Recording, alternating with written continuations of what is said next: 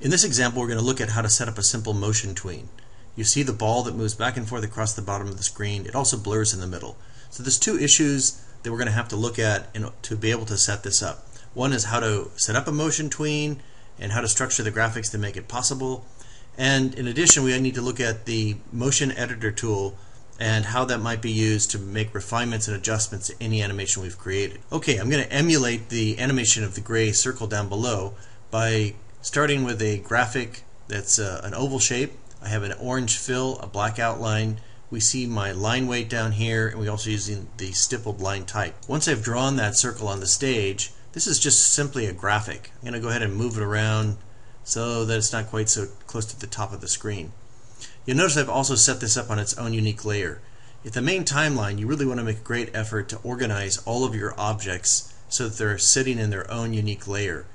Then once we have that object, we can drill down into the individual timelines that comprise any of the components of your interface. Okay, so this particular graphic needs to be turned into a movie clip symbol.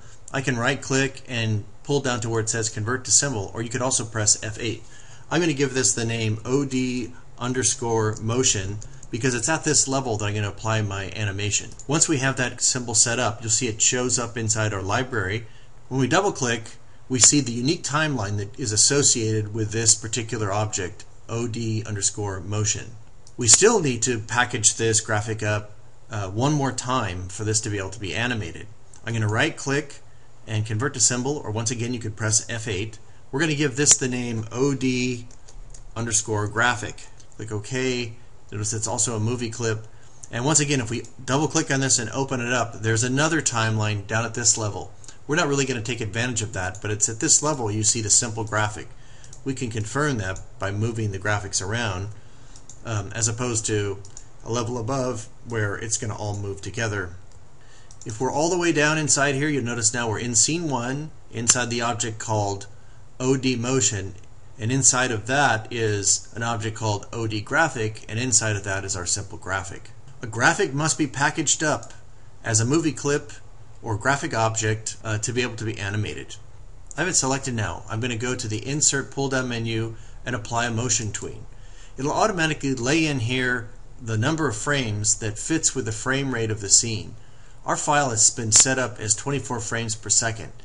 You'll notice from the Modify Document window that we'd set up earlier on other files that at this location we can make an adjustment to the frame rate of our file. We've chosen 24. That's the default setting for Flash. That should be fine for this.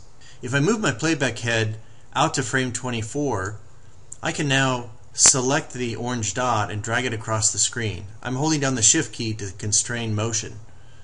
You'll notice that once I've done that, a new keyframe has been introduced at frame 24. In addition, there's a path that describes the motion of this object across the screen. If we grab the playback head and scrub it back and forth, we can see the motion that the orange dot will follow. If we test this out, Control Test Movie in Flash Professional, we'll see that the orange dot moves across the screen and then jumps to the original position and goes across the screen again, unlike the gray dot below, which goes back and forth across the screen. So we want our orange dot to return to its original position, and we're going to go out here into the future at frame 48, basically mirroring the same length of time, and I'm going to right click and insert a keyframe, or in this case we could highlight frame 48 and push the F6 key and introduce a new keyframe.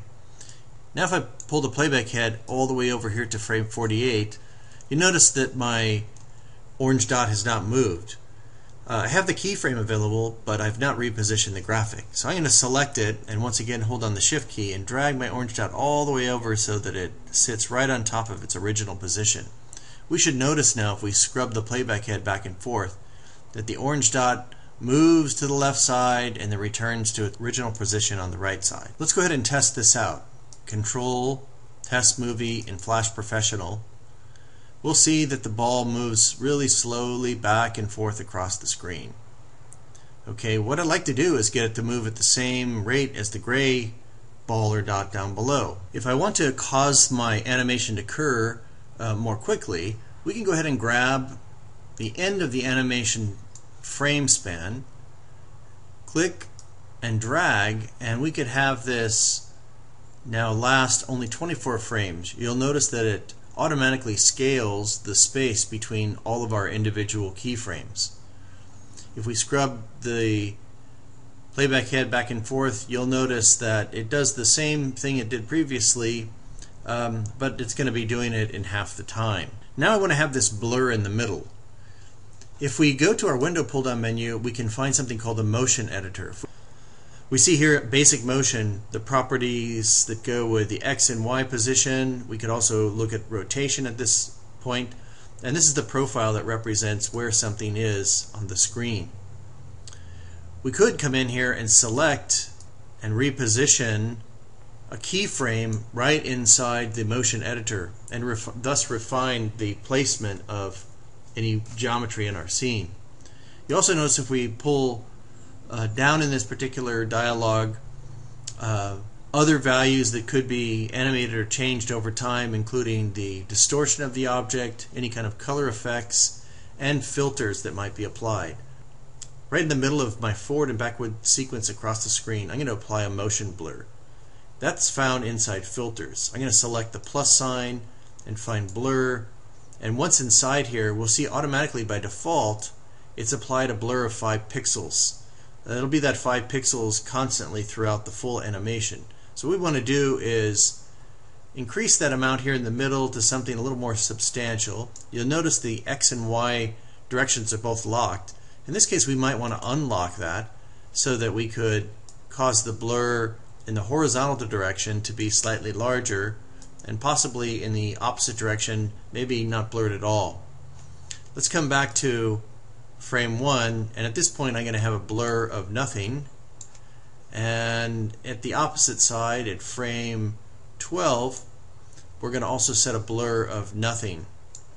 Okay, we're going to come forward to frame 18. I'm going to increase the blur here back to match what we had previously on the opposite side of this sequence. I think it was 64. And then at the end of our sequence at frame 24, we're going to return the blur to 0. Let's go ahead and check this out. Control, Test Movie in Flash Professional. And now we see our orange dot slides back and forth across the screen, and it blurs in the middle.